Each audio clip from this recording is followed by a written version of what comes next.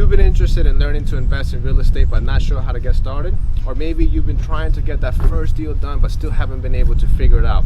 Hi, my name is Jose Fernandez, and just like you, I found myself in the same position several years ago until I figured out the 3 simple steps that changed everything for me. As you see behind me is a property that we just finished purchasing, and we have a group of people that came to learn about this business the right way. So why don't you come on in and I'll share with you the 3 steps that you're going to need to master in order to be a successful real estate investor. Come on in.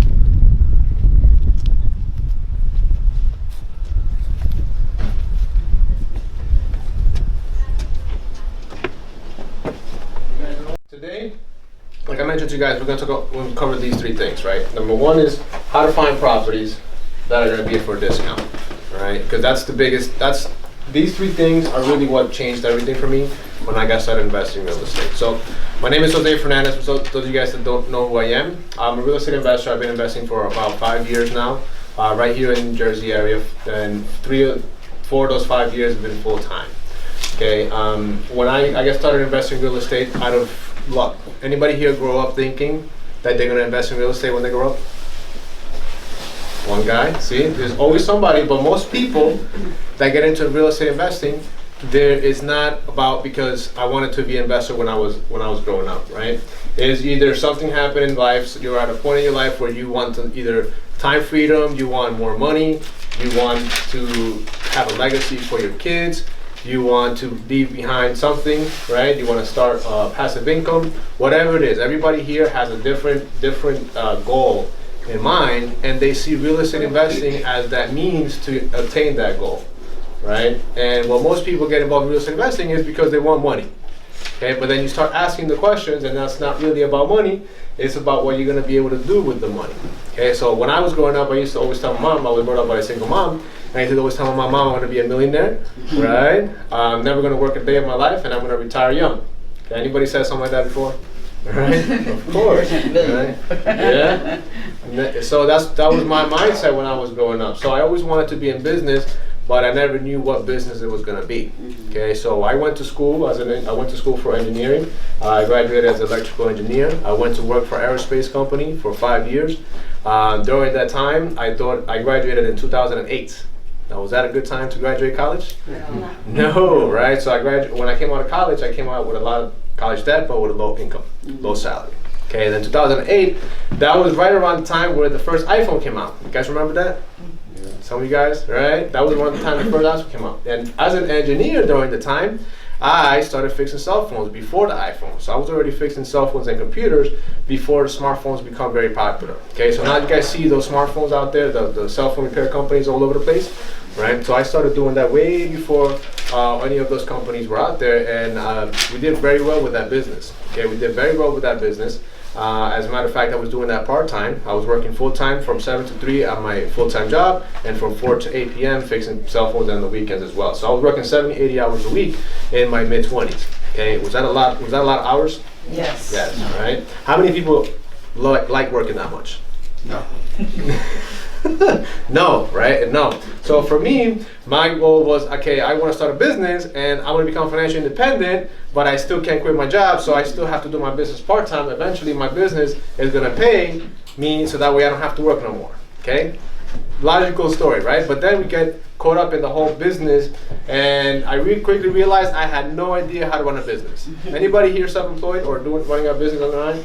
Anybody feel like that in the beginning? Yeah. Absolutely, right? Because when I went to college as an engineer, they taught me all the technical stuff, how to be a good engineer and everything like that, but they never taught me anything about business.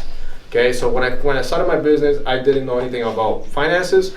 I didn't know anything about credit. I didn't know anything about payroll, websites, marketing, all those things that you need necessary to run a business, a basic business. I had no idea. Okay, LLC structuring, taxes for business taxing, all that stuff, nothing. Okay, so then I came across an event similar to this, okay, with Renatas, and that's when I learned the business strategies and techniques to become financially independent, and the strategies that business owners and wealthy people use in their lives. Okay, so now let me ask you guys a question. Okay, what do you guys think the difference between rich and wealthy people is and versus the poor and middle class? Mindset. What else? Making money work for them instead of working for money, like, you know. Making money work for them instead of working for money. Okay, let me just erase this real quick. What else? Just shout them out. Time management. Time management. Taxes. Taxes, right? So I always go back to this, right? You guys know this, right? Yeah. Mm-hmm. This is the cash flow quadrant, right? Robert Kiyosaki made this famous, right? So, but it always comes down to this, okay? In terms of evaluating your business and the thing that you need to look at, right?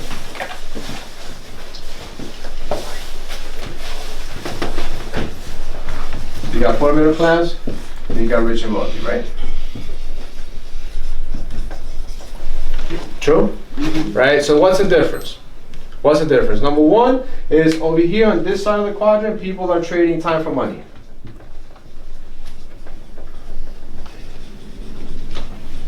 And over here, people are trading leverage.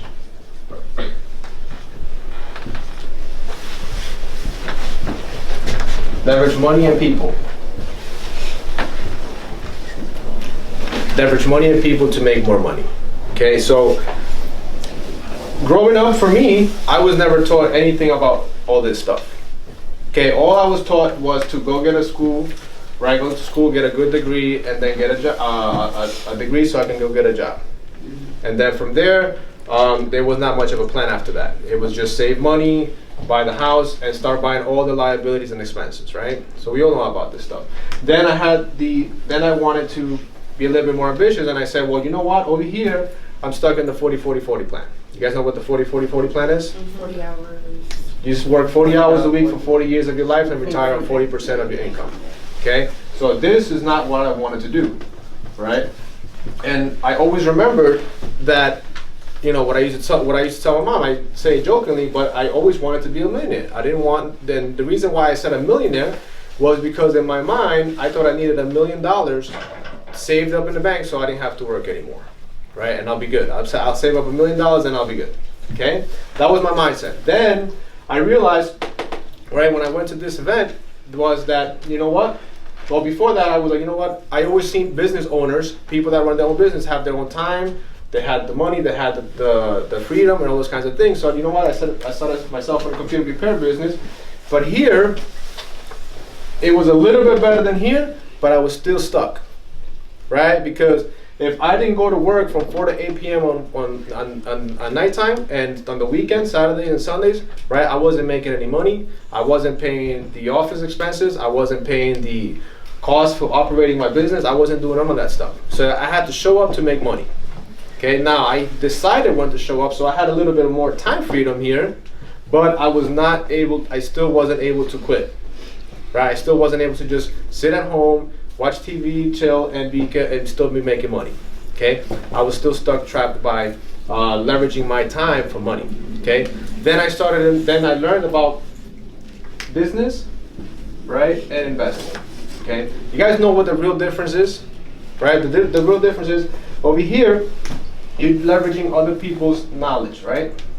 Other people's time and knowledge. Okay, over here you're leveraging other people's time and knowledge, and over here you're leveraging your knowledge and money. Right? How do you go from here to here? What do you guys think? What do you think? So for me, what it was for me, it was knowledge. Right? Knowledge, systems, and people. Right? Systems and people. Okay, systems and people. So I started surrounding myself with the right people. It was, the 5 people you surround yourself with is going to determine your net worth, right? You guys know this, right? So if you surround yourself with 5 broke people, what's going to happen? You'd be broke.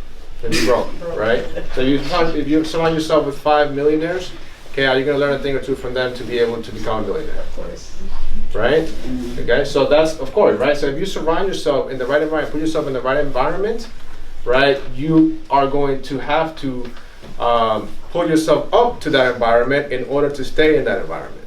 Okay, that's one thing that is like a law that I figured out, right? Because successful people want to hang out with other who? Successful people, right? They don't want to hang out with people that are bringing them down and naysayers. Anybody like hanging out with naysayers? Or people that shoot down your thoughts and ideas? Nobody does, right? Nobody does. But how many? What do you think? If you had to put a percentage on the amount of people that are out there that are like that, how much would you say the percentage is? 55 to 80. A lot of people. A lot of people, right? A lot of people have been conditioned with that mindset, right? So then, business ownership and real estate investing, right? So guys, and I'm gonna break this down in terms of real estate investing. And some of you guys wanna learn about wholesale. Right? Some of you guys wanna learn about fix and flipping, right? You just flip and buy and hold, buy and hold. And this is here is lending. So if you want to, as an investor in this ecosystem for real estate investing, wholesaling will be the equivalent in terms of being self-employed, right? Why? Because you're always going to be chasing that next property to make money. Now, the thing about wholesaling, I could also put it over here, is up here, it depends on how you do it, right? Because if this is just you, one person, if it's you, just one person, you're always going to be the person responsible for getting that property, getting the buyer, and making the money. Okay? So if everything revolves around you, you're going to be stuck here. Now, once you become a little bit more professional and you start putting systems in place, right? Now you can have a team of people helping you find those properties, and now what you're doing is you're managing the operation. Okay, now this right here is going to cost you money and time, and you need to learn how to be able to put that together. Now, this is all possible and doable, right? But it's up to you to go out there and make that happen. Okay, so fixing and flipping, I put it up here because as a fix and flipper, I can find, we find properties from wholesalers. We normally find our properties ourselves. So we're still kind of here, but our money is working over here, right? So we can, right now, currently, we find our properties ourselves. We do all the finding deals for motivated sellers part, okay? Now, once you go from here to there, fix and flipping, wholesaling, it could be in this market, you can anywhere between 5 and 20K, or sometimes more. Okay, you're gonna be making that kind of money. As a fix and flipper, you're gonna be making anywhere between 20 to 50K, 50K plus, right? We've had transactions in the high 5 figures and in the low 6 figures, right? And then money lending, here, that's when you're gonna have your money working for you. So you have $1 million, right? At 10% return, how much is that a year? That's 120 grand, okay? That's $120,000 a year. Are you getting that anywhere else in out there? Banks, savings, anything like that? No. Real estate investors, right? So, for you guys that are interested in this business, you need to really figure out, number one, where you are financially, right? Where you are financially, where you are with your time, and where you are with your knowledge, okay? That's the main thing that you need to figure out, where you are, so that way you can determine where you're going to be in this business, right? So if you have $1 million and you want to be able to lend that to people to make that money work for you without you having to show up, right? Now you're making $120,000 a year, right? Without having to do the fix and flips, without having to find the properties, without having to make sure that the contractors are doing this and the third. Okay, so this is the people that are in this quadrant is what we call hard money lenders, right? Private money lenders. Okay, banks, right? They're in this quadrant right here. They're in the quadrant of making money work for them. So you as an investor that are here, that want to fix and flip and buy and hold, you need to build relationships with people that are here. Okay? People that are here, and you need to determine what their criteria is for lending you the money. Okay, once you have that criteria, then you go over here, right, to find those properties, so that way they can be a good deal. Does that make sense? Mm-hmm. Right? So now this real estate business revolves around this right here, right? Properties. Houses at a discount. Okay? Houses at a discount. If you can't find properties at a discount, you're not going to make money. Doesn't matter how many people you talk to, no matter how hard you try to convince people, no matter what it is, if you can't find people that are motivated to sell and they are going to sell it for a discount, you're not going to make money. Is that clear? Okay. And now, there's a caveat to this, right? If you have, and I don't want to, make this whole big thing confusing, but there are people that have money that will invest in like a Manhattan or an upcoming market that will park they'll park their money there for a couple years, and then all of a sudden that property is worth 2, 3, 4 times the value. You guys know about that, right? People like that, right? But during the time, you're not making money, right? During the time, you're losing money because you're still paying the bill, you're still doing all that stuff, but they're really just investing in equity. Okay, they're really just investing for equity, and then that's where you hear all the celebrities, right? They have millions of dollars, they buy a house, and they all of a sudden they made 10, 20 million on that property. I mean, Jay-Z done it all over Brooklyn, right? People do it all over the place, but there's a caveat, right? For the most of us that don't have that luxury, we need to make sure that the properties are making money right away, okay? Now, in here we divide this into long-term investments. Let me just, okay, you guys got this good? All right, so once you start finding properties, right, you need to determine, are you going to be into it for a long-term investment or a short-term investment? Right, long-term,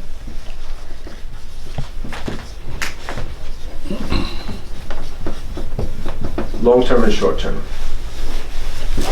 Okay, now these long-term investments, this is going to give you passive income. And these are rentals. Short-term are going to be fix and flip, wholesale, right? These are your fix and flip deals and your wholesale deals, all right? Now, this is where you're going to be making those 20 to 50K. And this here is where you're going to be making anywhere between 500 minimum and $300 to $500 a month per door. Okay. Now, is that an okay passive income stream per property? Now, depends, right? Now, what if you had zero money into the deal and you're still making $300 to $500 a month? That's even better, right? So, the better you become at this finding discounted properties, the better you are going to have the terms for passive income and rentals.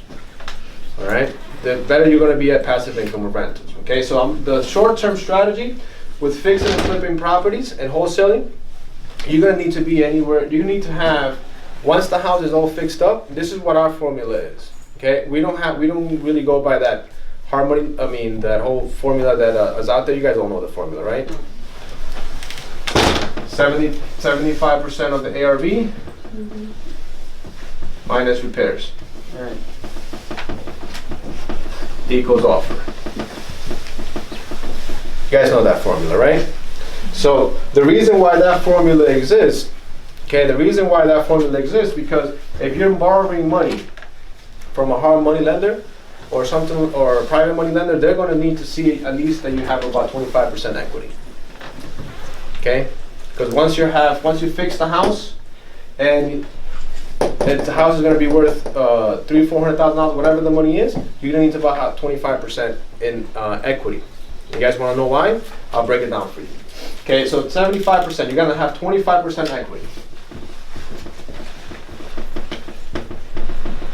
Now, on 100, let's just make the number simple, right? If you have a $100,000 property, right, and you're into it for $75,000, now you have 25K in profit.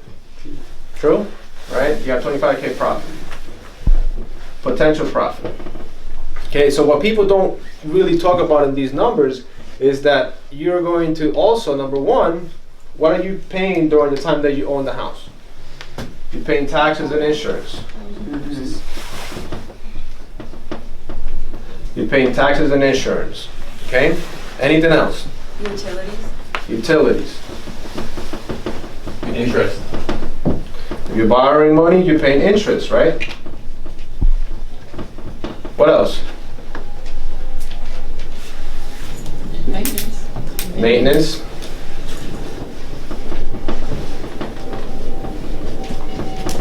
Okay, what else? Legal fees. Legal fees.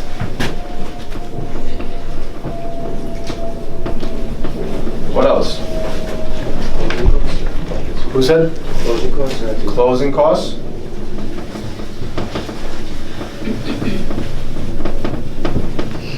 What else? Realtor if you need one. Realtor if you need one. Is there anything else? Or the actual repairs. So the repairs, we already took it into here. So we already got them in there, the 75 grand. Right, the repairs, right? So these are all things that you need to consider on top of this formula, right?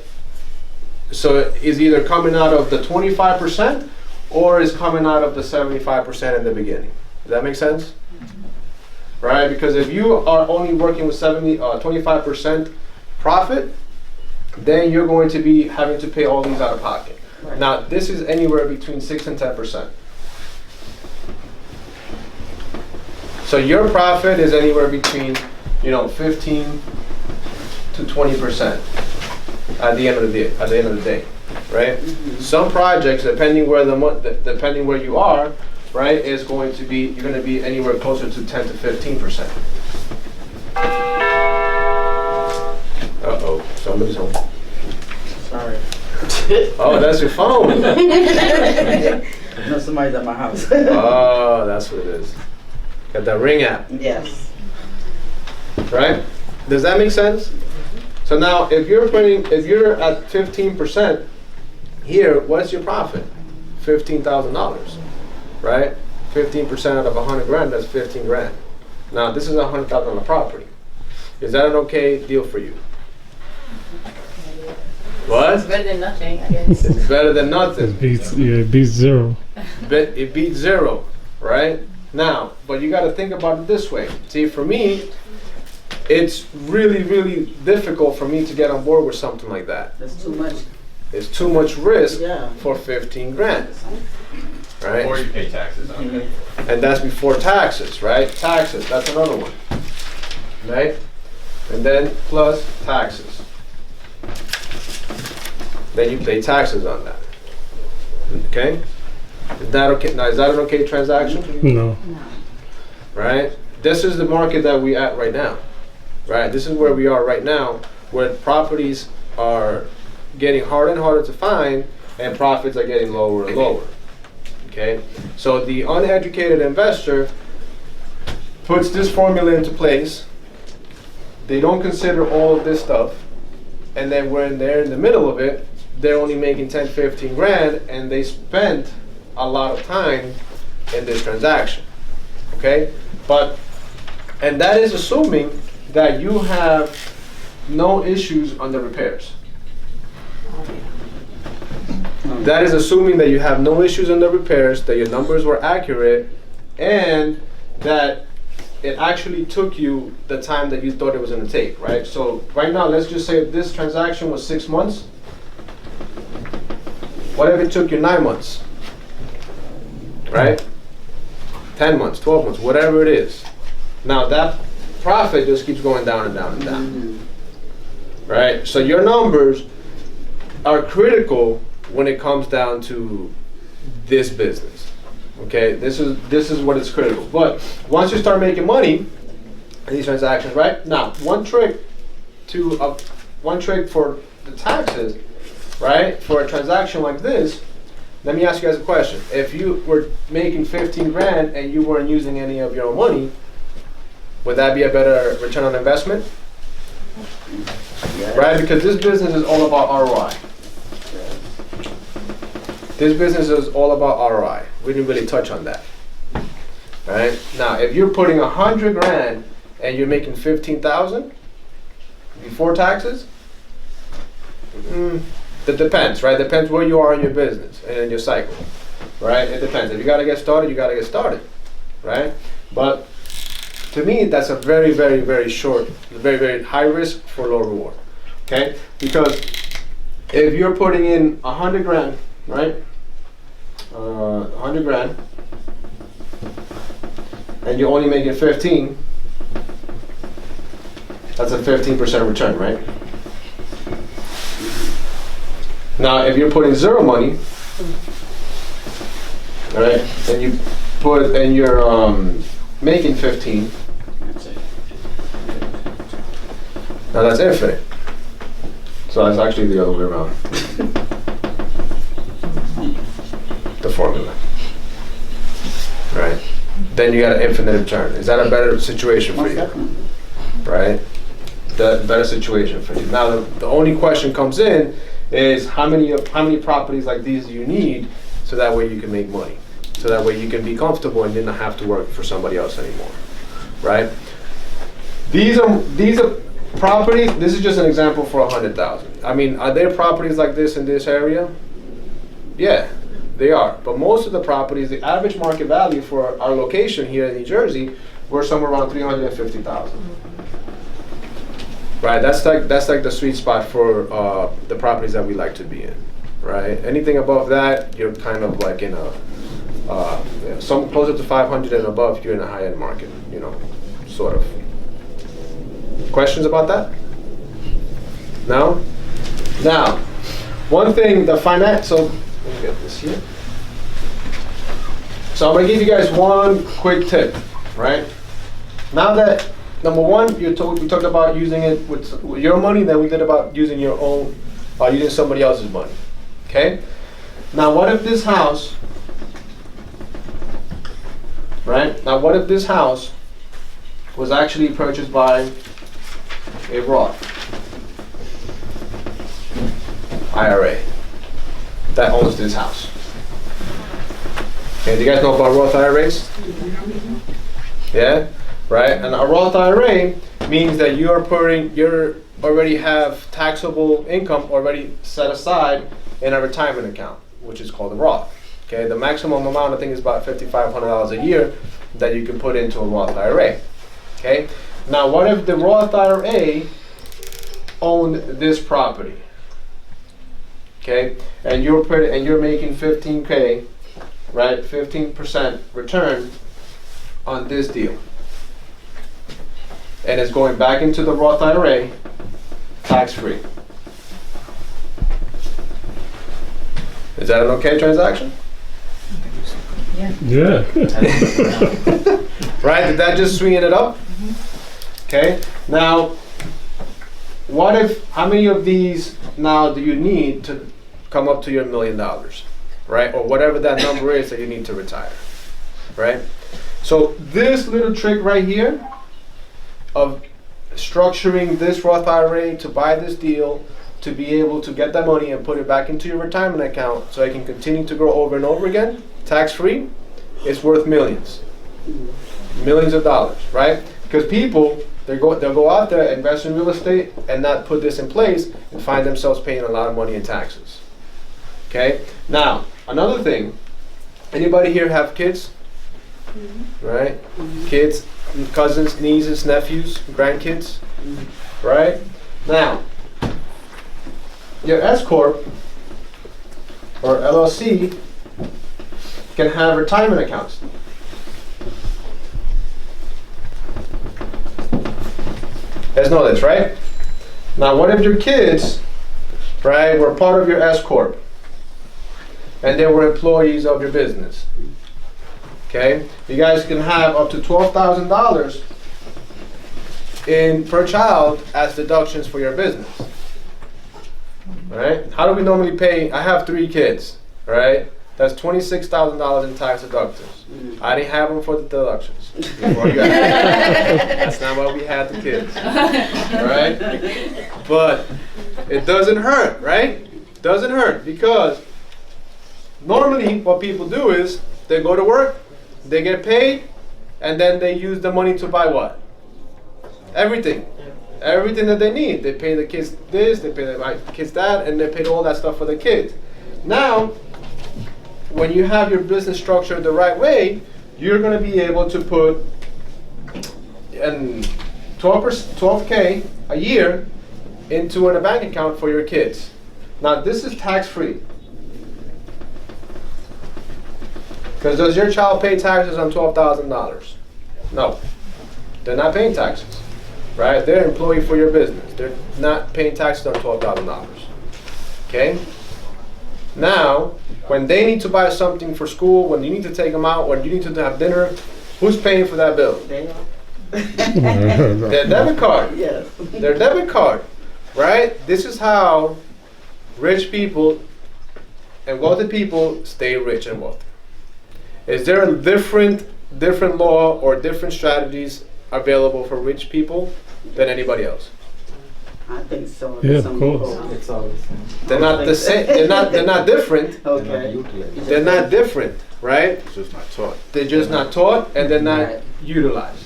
They're not used, right? It's up to you as the individual to seek and search this information and apply it into your life. Okay? And I wasn't born with this. I wasn't taught with all this stuff. Right? I learned it and I went and I'm starting to apply it and put it into my life. Okay? This is how you'll be able to grow, right, your short-term income, your short-term strategy for investing and build it into something magical. You want to have legacy, you want to have tax-free returns, you want to have all those things. You need to learn how to do it the right way. Okay? Because then after that, you can start buying your rentals.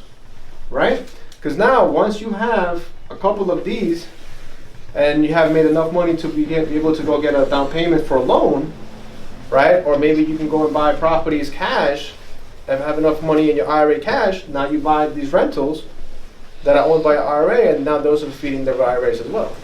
So this becomes like a whole cycle of wealth. That's what we call the wealth cycle. Okay? But it all starts with you learning how to find the properties and making sure and doing all these things in place. Okay?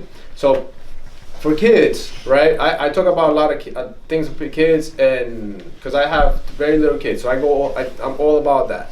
How Right. old are your kids? They're 5, 3, and 1. And are you able to pay 20K to the 5 years old one? So right There are now some we're not restrictions to the as well. 5-year-old. Yes, to the 5-year-old is 12K. Right, 5-year-old is 12K. But right, your family. What we're doing this year in 2020, we're using our family pictures as marketing collateral. Right, we're using our family picture as marketing collateral. So that way, when people visit our websites, they get our business card, they get our postcards, they come back to see something about our company. My kids, my family's there, and they are a part of my business that's helping us grow. Right? Because kids do make money, right? Babies make money. You know how they make money? They're models. Right? The little baby from the diapers commercials. Yeah.